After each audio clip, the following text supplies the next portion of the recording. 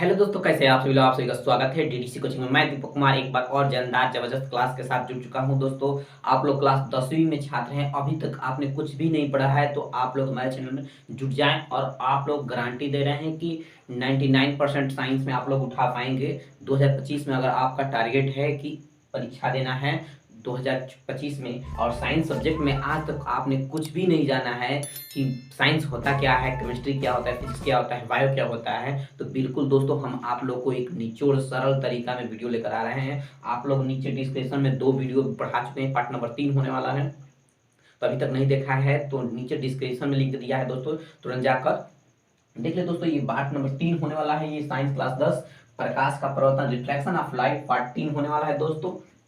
तो आज हम लोग जानेंगे दोस्तों कि गोलीय दर्पण से संबंधित परिभाषाएं।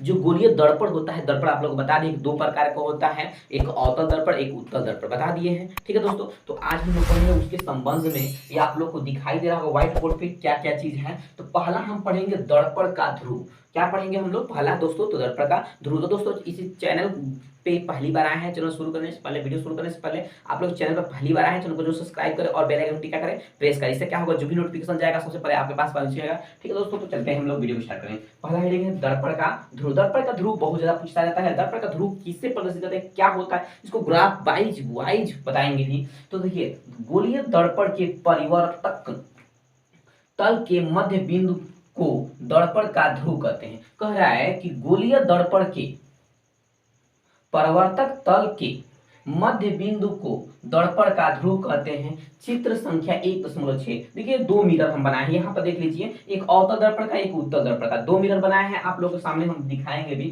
तो ये कह रहा है कि चित्र 1.6 में देखिए, चित्र 1.6 में देखना, कह रहा है कि इसे हम P से प्रदर्शित करते हैं। तो दर्पण का ध्रुव को P से प्रदर्शित करते हैं। ध्रुव किसे कहते हैं? तो ध्रुव इसी को कहते हैं। यहाँ पर हो जाएगा ध्रुव। क्या होगा? ये ध्रुव है। क्या है? ये ध्रुव है। इसी को कहते हैं P से प्रदर्शित करते हैं। ठीक है, ये यहाँ भी क्या है, ये अवतल दर्पण है, तो दोनों में देख लेंगे ये ध्रुव है। क्या है? ध्रुव। और ये हो गया ध्रुव। ध्रुव को किससे प्रदर्शित करते हैं? तो आप लोग को एक परिभाषा क्लियर होगा कि ध्रुव को P से प्रदर्शित करते हैं। गोलीय दर्पण के परिवर्तक तल के मध्यमान बिंदु को क्या कहते हैं? दर्पण का ध्रुव कहते हैं। अब देखिए दूसरा परिभाषा क्या है हम लोग का, वक्रता केंद्र। वक्रता केंद्र किसे कहते हैं? तो कह रहा है कि गोलीय दर्पण जिस खोखले गोले का गोलीय पृष्ठ का भाग होता है, गोलीय दर्पण जिस खोखले गोले का भाग होता है उसे वक्रता केंद्र को दर्पण का वक्रता केंद्र कहते हैं। कह रहा है कि चित्र 1.6 में इस वक्रता केंद्र C, कह रहा है कैपिटल C से दर्शाते हैं। किसको? वक्रता केंद्र को किससे दर्शाते हैं? तो कैपिटल C से दर्शाते हैं। तो देखिए हमारा वक्रता केंद्र कौन सा है? C। यहीं पे ये बिंदु जो है क्या है? वक्रता केंद्र है दोस्तों। तो बिल्कुल आप लोग बच्चों यहाँ हम लिख देंगे वक्रता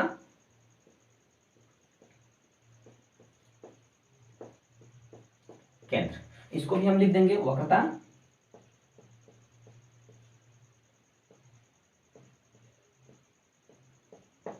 केंद्र। ठीक है, तो दोनों का बात हम दोनों डिफिनीशन को इसमें दर्शा कर भी आप लोगों के साथ हम शेयर करने वाले हैं। ठीक है दोस्तों, तो इसके साथ हम चलते हैं तीसरे वाले, एक बार और देख लीजिए। तो कह रहा है गोलीय दर्पण को किसमें देखते हैं? चित्र नंबर 1.6 वाला चित्र यही है। ठीक है बच्चों, तो इसमें चित्र आप लोगों को घबराना नहीं कि चित्र कौन सा है, दोनों चित्र है, 2 मिरर होते हैं, तो दोनों हम मिरर का बना दिए हैं। ठीक है, तो आप लोगों को यहाँ से देखना है, अच्छे ढंग से देखिए। तो कह रहा है तीसरा नंबर वक्रता त्रिज्या। वक्रता त्रिज्या बहुत ज्यादा हम लोग का मिलेगा। तो गोलीय दर्पण जिस खोखले गोले का भाग होता है उसकी त्रिज्या को गोलीय दर्पण का वक्रता त्रिज्या कहते हैं। इसे कैपिटल R से निरूपित करते हैं। किसे निरूपित करते हैं? कैपिटल R से। तो देखिए जो खोखले गोले का भाग होता है, जो उत्तल दर्पण में यहाँ से लेकर यहाँ तक की जो त्रिज्या होती है, क्या होती है बच्चों? त्रिज्या होती है। और अवतल दर्पण में जो यहाँ से केंद्र से लेकर और ये बीच वाली रेखा क्या होती है? वक्रता त्रिज्या होती है। तो लिख देंगे हम लोग इसको त्रिज्या। क्या लिखेंगे बच्चों? त्रिज्या। त्रिज्या है, और इसको भी हम लिख देंगे त्रिज्या। त्रिज्या किससे डिनोट करते हैं? तो कैपिटल R से डिनोट करते हैं। इतना आप लोग क्लियर रखें। ठीक है दोस्तों, तो इसके बाद चलते हैं हम लोग, क्या चीज है? कैपिटल R से निरूपित करते हैं, ये है। अब इसके बाद चलते हैं मुख्य अक्ष। मुख्य अक्ष क्या होता है? तो दोस्तों मुख्य अक्ष बहुत से बातें होती है। मुख्य अक्ष, मुख्य फोकस। तो ये सब बातें हम आप लोगों को बात शेयर करने हैं। 4 नंबर पर चलते हैं। तो दोस्तों दर्पण के ध्रुव और वक्रता केंद्र के बीच कह रहा है दर्पण के ध्रुव, तो दर्पण का ध्रुव कौन है, ये है। और कह रहा है वक्रता केंद्र कौन है, तो सी है। और कह रहा है से होकर जाने वाली रेखा को दर्पण का मुख्य अक्ष कहते हैं। तो देखिए यहां से लेकर और केंद्र के बीच जो रेखा जाती है उसे क्या कहते हैं, तो मुख्य अक्ष कहते हैं। देखिए जो यहां से है और यहां तक यही रेखा को क्या कहते हैं, हम जो नीला मार्क कर रहे हैं इसे मुख्य अक्ष कहते हैं। क्या कहते हैं बच्चों, ये जो रेखा जा रही है इसको क्या कहते हैं हम लोग, तो मुख्य अक्ष कहते हैं। तो लिख देंगे हम यहाँ पे इस रेखा को क्या कहते हैं हम लोग, मुख्य अक्ष। तो लिख देंगे मुख्य अक्ष, ठीक है। अब इसमें कौन सी रेखा होगी, तो ये ही तो रेखा जा रही है अवतल दर्पण में, यही तो रेखा जा रही है जो क्या है मुख्य अक्ष। तो यहाँ पर लिख देंगे मुख्य अक्ष, ठीक है। तो ये हो गया आपका मुख्य अक्ष, ठीक है दोस्तों। तो अब इसमें मुख्य अक्ष को किससे दर्शाते हैं, तो कह रहा है दर्पण की मुख्य अक्ष को सीपी मतलब क्या, देखिए जो सी और पी यही के बीच का को क्या कहते हैं, मुख्य अक्ष कहते हैं। जो ये मेन लाइन होती है, जो सी और पी यही मुख्य अक्ष का काम करती है, ठीक है दोस्तों। तो अभी तक आपको वीडियो कैसा लगा और नीचे कमेंट करके जरूर बताएं। और दोस्तों चैनल पर पहली बार आए हैं तो चैनल को जरूर सब्सक्राइब करें और लाइक करें। आप लोगों का सपोर्ट से इतना बढ़े हैं दोस्तों, तो बहुत ज्यादा आप लोग प्यार कर रहे हैं, बहुत ज्यादा अपने दोस्तों के साथ शेयर करें, ठीक है दोस्तों। तो चलते हैं अभी 5वां नंबर का है मुख्य फोकस अथवा फोकस। देखिए कभी कभी कोई कहता है कि मुख्य फोकस क्या होता है, फोकस क्या होता है। तो देखिए उसी में कह रहा है कि गोलीय दर्पण के मुख्य अक्ष के समांतर आपतित किरणें दर्पण के परिवर्तन के पश्चात मुख्य अक्ष पर स्थित, दर्पण के मुख्य अक्ष पर स्थित जिस बिंदु से होकर जाती है, चाहे अवतल दर्पण हो चाहे अवतल दर्पण, और इसमें की बात की जा रही है, चित्र नंबर 1 की बात की जा रही है, अथवा जिस बिंदु से अपसरित होती है, प्रतीत होती है उत्तर दर्पण में। तो उत्तर दर्पण ये है दोस्तों, तो ये उत्तर दर्पण है, ये अवतल दर्पण है। दोनों के ग्राफ में हम समझाएंगे बिल्कुल आप लोगों को विस्तार के साथ। उस बिंदु को दर्पण का मुख्य फोकस कहते हैं। कह रहा है कि उस बिंदु को दर्पण का मुख्य अक्ष, देखिए जब अवतल दर्पण हो तब या उत्तर दर्पण हो तब, दोनों में बात होती है।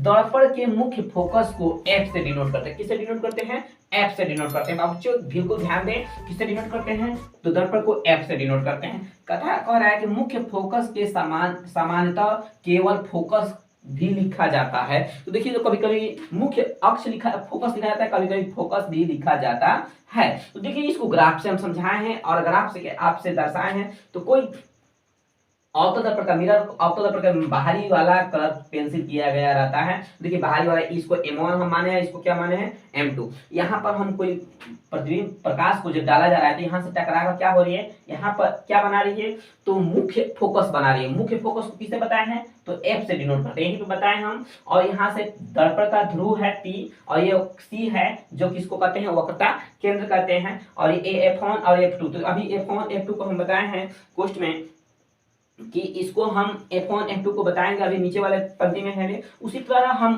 कोई वस्तु उत्तर दर्पण में जब हम अपना क्या लिए हैं, मिरर ले लिए हैं, तो उत्तर दर्पण में अंदर की तरफ काली किया रहता है। देखिए अंदर की तरफ काली किया गया है ये सब, तो ठीक है दोस्तों। तो ये है जो ये स्मॉल एफ देख रहे हैं, ये फोकस दूरी है। आप अभी नीचे पढ़ेंगे जो अभी स्मॉल एफ जो देख रहे हैं, यहाँ पे जो लिखा है स्मॉल एफ, ये फोकस दूरी है। तो इसको अभी बताएंगे अभी। अब देखिए यहाँ से कह रहा है कि यहाँ पर M1 हो गया, फिर से M2 हो गया। ये क्या है, P जो दर्पण का क्या है, ध्रुव है। और ये F जो जानते हैं ये क्या है, तो यह है मुख्य फोकस और ये केंद्र है C वाला।